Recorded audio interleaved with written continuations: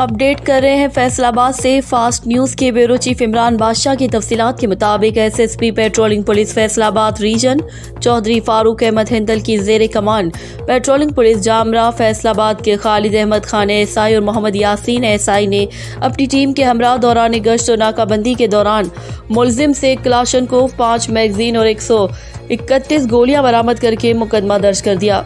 इसी तरह patrolling post Kamalpur Faisalabad के सब इंस्पेक्टर सैयद इरम रजा शाह ने अपनी टीम के हमरा दौरान गश्त और नाकाबंदी मुलजिम से 1 क्लाशनकोव 25 गोलियां और 1 मैगजीन बरामद करके थाना सरगोदा रोड फैसलाबाद मुकदमा दर्ज कर दिया।